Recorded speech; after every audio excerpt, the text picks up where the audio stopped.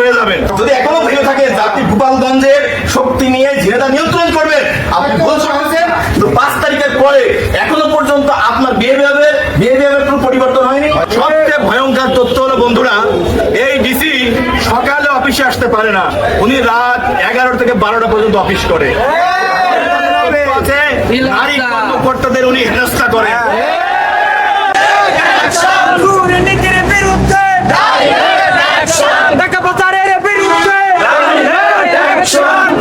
আমার ভাইয়ের রক্ত বিক্রম সংগ্রাম।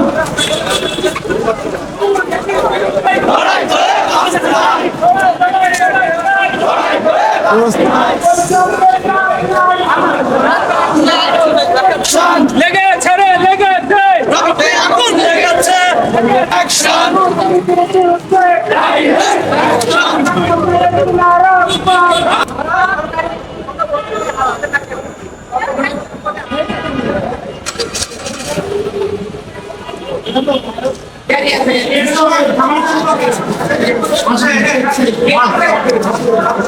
আপনাদের সমস্যাকারী কিন্তু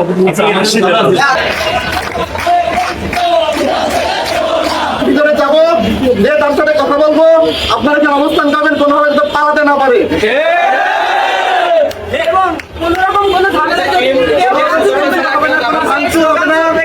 আমাদের শান্তিপূর্ণ কর্মসূচি আমরা ব্যবস্থায় পাইছি, এর বাইরে কিন্তু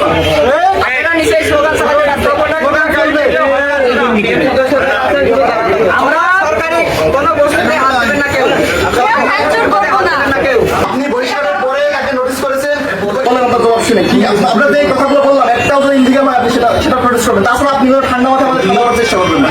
উনি কাঞ্চন কুমার বিশ্বাস অভিভাবকদের সাথে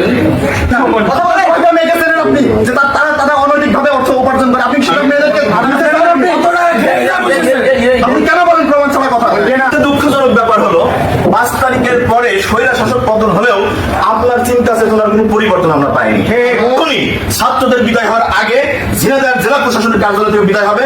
যদি এখনো ভেবে থাকে যে আপনি গোপালগঞ্জের শক্তি নিয়ে ঝিনাইদহ নিয়ন্ত্রণ করবেন, আপনি ভুল করেছেন। কিন্তু 5 তারিখের পরে এখনো পর্যন্ত আপনার বিহেভিয়ারের কোনো পরিবর্তন হয়নি, আপনার সিদ্ধান্তের কোনো পরিবর্তন হয়নি।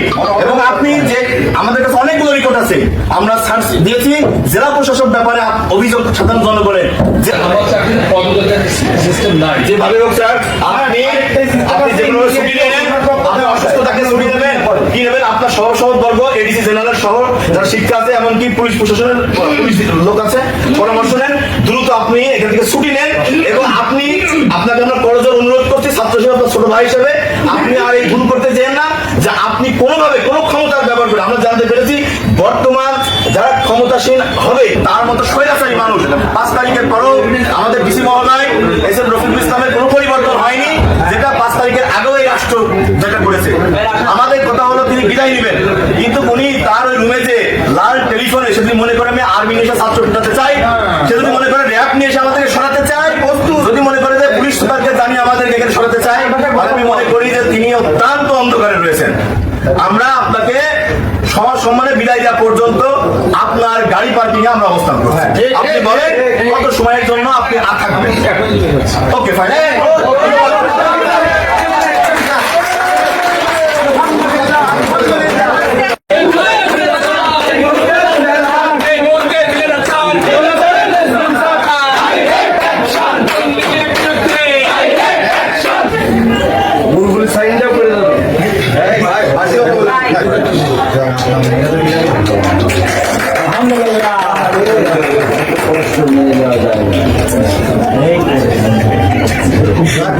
আপনি যে জেলায় যান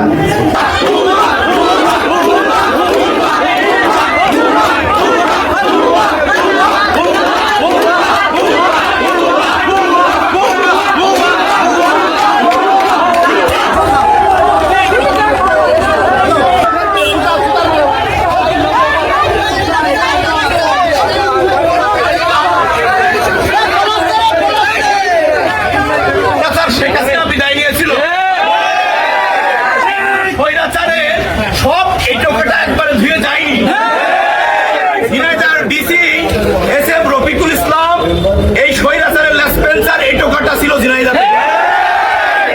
তারিখের পরেও তিনি একের পর এক অবৈধ কার্যক্রম তিনি করে যাচ্ছিলেন।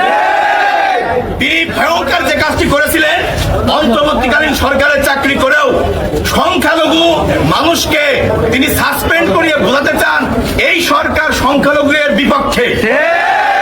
ছাত্ররা যখন বুঝে ফেলেছে তিনি অন্যায়ভাবে ঝিনাইদহের দুজন হিন্দু টিচারকে কোনো কারণ দর্শানো ছাড়াই তাদেরকে সাসপেন্ড করেছে, এর প্রতিবাদ এবং একই সাথে আপনারা জানেন জেলা প্রশাসকের সভাপতিত্বে বিভিন্ন প্রতিষ্ঠান আছে, উল্লেখযোগ্য আমাদের চক্ষু হসপিটাল, শিল্পকলা, শিশু একাডেমি, ডায়াবেটিস হসপিটাল সহ এইরকম প্রতিষ্ঠানে তিনি তার এডিসি জেনারেল সহ অন্যান্য সহকর্মকর্তাদেরকে তিনি প্রতি মাসে মাসোহারার চিঠি পাঠিয়েছেন। এদেশের মানুষ, এই জেলার গরিব মানুষরা 10 টাকা 20 টাকা করে চক্ষু হসপিটালে চোখ দেখাতে যায়। সেখানকার যিনি সবচেয়ে সিনিয়র ডাক্তার আব্দুল হালিম, তাকে ছাত্রলীগের টুকাইয়ের মতো ডিসি হুমকি দিয়েছেন যে তুই দ্রুত ঝিনাইদহ থেকে পরিত্যাগ, ঝিনাইদহ ছেড়ে যা। আব্দুল হালিম তিনি একজন সিনিয়র ডাক্তার, তিনি ভয়তে ঝিনাইদহ থেকে পালিয়ে চলে গেছেন এবং ঝিনাইদহের মানুষের বর্তমানে চক্ষু চিকিৎসা হচ্ছে না।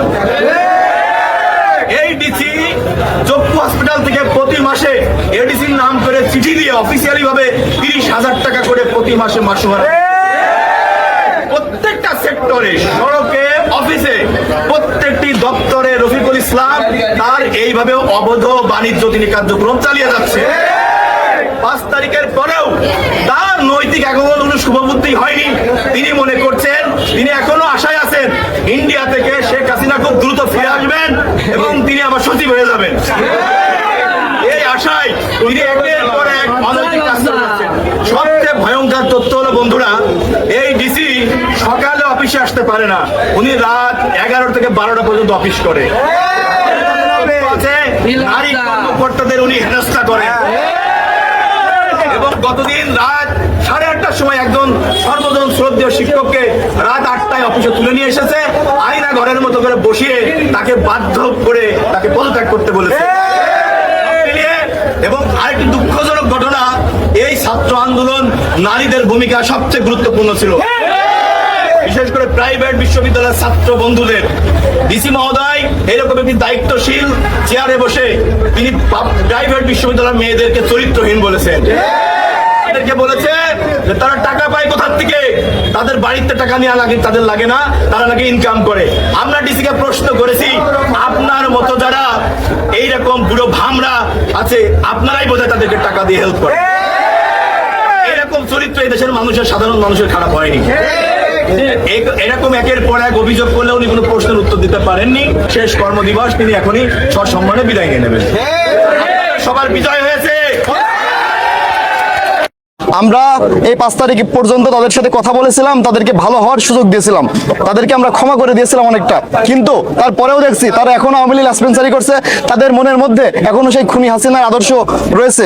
তার প্রতিবাদে এই লাসপেন্সারদের আমরা উৎখাত করার জন্য, এই ঝিনাইদহের মাটি থেকে বিদায় করার জন্য আমরা ডিসি অফিসে গিয়েছিলাম। পর্যাপ্ত তথ্যপাতের ভিত্তিতে এই 5 তারিখের পরেও তিনি যে অপকর্মগুলো করেছেন, সংখ্যালঘুদের উপর হামলা করেছেন, নির্যাতন করেছেন এবং সংখ্যালঘুদেরকে সুবিধা বঞ্চিত করেছেন, তার প্রতিবাদে এছাড়াও নারীদেরকে নামে তিনি বিভিন্ন অভিযোগ, হয়রানি বা দুর্নাম কটূক্তি করেছেন। তো তার প্রতিবাদে আমরা তাকে সেখান থেকে অপসারণ করেছি এবং আমাদের এই ঝিনাইদহের সার্কেল, সদর সার্কেল মীর আবিদুর রহমান এবং ফরিদ, যিনি নিজেকে একজন টোকাই বা ক্যাডার ফরিদ বা বলেন যে টাইগার ফরিদ হিসেবে তিনি নিজেকে পরিচিত করেন, ছাত্রলীগের সাবেক কর্মী। এই মীর আবিদুর রহমান ছাত্রলীগের সাবেক কর্মী, তিনি তার অপসারণ আমরা নিশ্চিত করেছি। প্রমাণ সাপেক্ষে যদি কিছু পাই তো আমি বলবো যে তাদের বিরুদ্ধেও পদক্ষেপ নেওয়া হবে। হ্যাঁ, ঝিনাইদহ জেলাকে একমাত্র বাংলাদেশের একাংশ হিসেবে ঝিনাইদহ জেলাকে আমরা দুর্নীতি মুক্ত করতে চাই।